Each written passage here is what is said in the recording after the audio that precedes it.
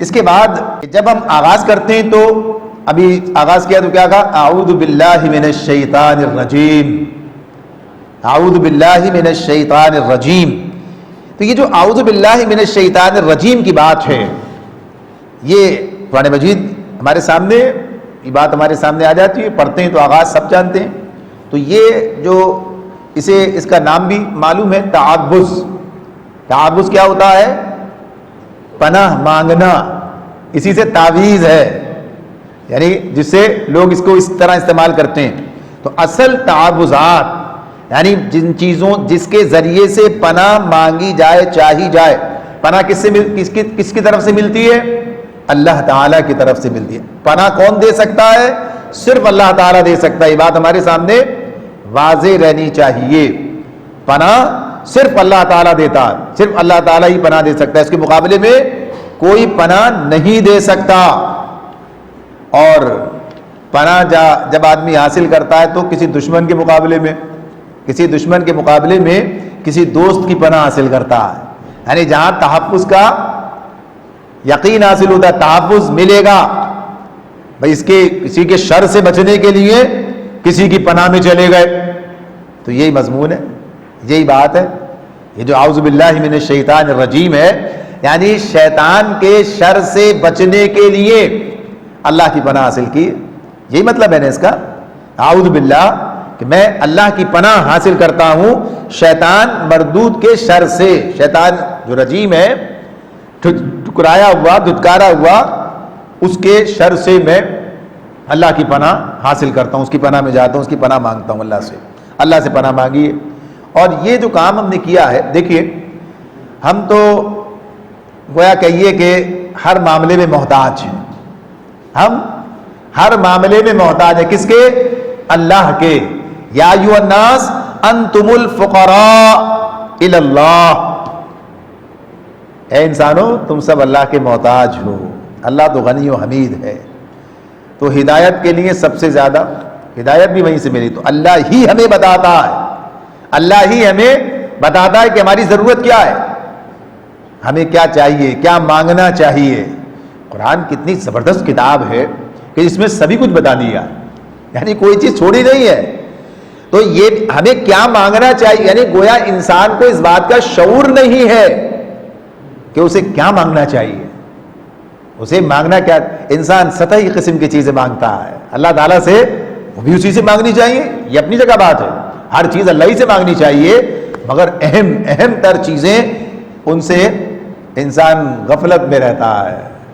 تو اللہ رب العالمین نے یہ جو کتاب ہدایت نازل کی ہمارے لیے، انسانوں کے لیے، تو یہ بات بتا دی کہ اس کے راستے میں ایک رکاوٹ بھی ہے، انسان اور اللہ کے درمیان یا ہدایت کے درمیان ایک رکاوٹ ہے۔ وہ رکاوٹ کون سی ہے؟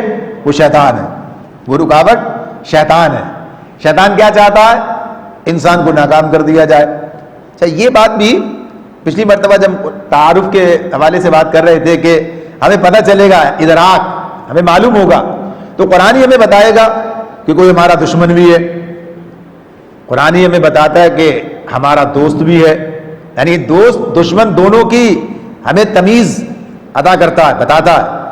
تو سب سے بڑا دشمن اور کھلا دشمن وہ کون ہے؟ شیطان ہے۔ اللہ تعالیٰ نے یہ بات بتا دی ہے کہ شیطان تمہارا کھلا دشمن ہے، عدو مبین۔ اس نے اس بات کو واضح کیا ہے اللہ رب العالمین کے سامنے، اور قرآن مجید میں اللہ تعالیٰ نے کئی مقامات پر اس کے ارادے اور اس کے منصوبے اور اس کے عزائم انسانوں کے مقابلے میں جو کچھ ہیں وہ اللہ تعالیٰ نے بیان کیے ہیں، وہ اللہ تعالیٰ نے ہمیں بتائیں کہ کیا صورتحال ہے اس کی، وہ کیا چاہتا ہے۔ تو ظاہر سی بات ہے کیوں بتائیں؟ تاکہ انسان ہوشیار ہو جائے، انسان ہوشیار ہو جائے۔ آتے ہیں شیطان کی سرگرمی دیکھتے ہیں، یعنی یہ بھی ایک بڑا مضمون ہے، آئے گا درمیان میں۔ شیطان کی سرگرمی دیکھیں تو انسان سوچتا ہے کہ میں کیسے اس کے مقابلے میں اپنے آپ کو حق پر قائم رکھوں، کیسے بچاؤں اس کے شر سے۔ تو اللہ رب العالمین نے یہ بات ہمیں بتا دی، اللہ تعالیٰ نے یہ بات بتا دی کہ اللہ کی پناہ حاصل کرو۔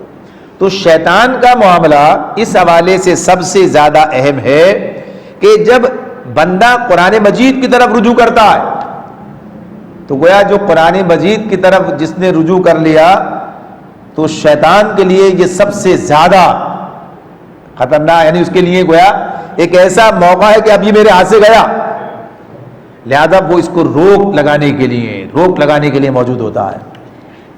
اور دوسری بات یہ بھی ہے، جو شیطانی راستے پر ہے وہ تو شیطانی کا آدمی ہے، اس سے کیا مسئلہ ہے؟ اصل مسئلہ کس سے ہے؟ گمراہ کسے کرنا ہے؟ جو سیدھے راستے پر ہے۔ اسی لیے سورہ اعراف میں مضمون آئے گا، سورہ اعراف میں آئے گا تو اس میں یہ بات شیطان کی طرف سے یہ بات سامنے آئے گی۔ شیطان کہتا ہے کہ میں صراط مستقیم پر بیٹھوں گا، لَأَقْعُدَنَّ لَهُمْ صِرَاطَكَ الْمُسْتَقِيمَ، اللہ تعالیٰ سے کہہ رہا ہے میں تیرے سیدھے راستے پر بیٹھوں گا۔ تو سیدھے راستے پہ کیوں بیٹھے گا؟ تاکہ لوگوں کو سیدھے راستے سے ڈائیورٹ کرے، ادھر ادھر کر دے، ہٹا دے، صراط مستقیم پر نہ چلنے دے۔ صراط مستقیم کا اینڈ جو ہے اس کا دوسرا سرا کیا ہے؟ کامیابی، جنت، اللہ کی رضا، جو نام دے یہ، یعنی صراط مستقیم پہ چل کے ملے گی نا۔ تو یہ صراط مستقیم پہ بیٹھ گیا کہ یہیں سے میں لوگوں کو بھٹکاؤں گا۔ تو کہا اس نے لَأَقْعُدَنَّ لَهُمْ صِرَاطَكَ الْمُسْتَقِيمَ، اور پھر اس کی مزید بات تو اس کی طویل ہے کہ کیا کیا کچھ کروں گا۔ تو بہرحال تو اللہ تعالیٰ نے ہمیں بتا دیا صراط مستقیم کون سی ہے؟ قرآن مجید، یہی ہے، اسی سے ملے گا، یہیں پر اس کی وضاحت ہے۔ تو اللہ تعالیٰ نے سورہ نحل میں یہ بات ہمارے سامنے آ گئی، فَإِذَا قَرَأْتَ الْقُرْآنَ فَاسْتَعِذْ بِاللَّهِ مِنَ الشَّيْطَانِ الرَّجِيمِ، فَإِذَا قَرَأْتَ الْقُرْآنَ فَاسْتَعِذْ بِاللَّهِ مِنَ الشَّيْطَانِ الرَّجِيمِ، پھر جب قرآن پڑھنے لگو تو شیطان رجیم سے اللہ کی پناہ مانگ لیا کرو۔ سورہ نحل کی آیت 98۔ تو اب یہ جو بات ہے یہ تو کیا پتہ چلا کہ حکم اللہ کا ہے، یہ کام بھی کیسے کیوں کر رہے ہیں؟ اللہ کے حکم کے لیے کی بنیاد پر کر رہے ہیں کہ اللہ تعالیٰ نے ہمیں ایسا کرنے کا حکم دیا ہے۔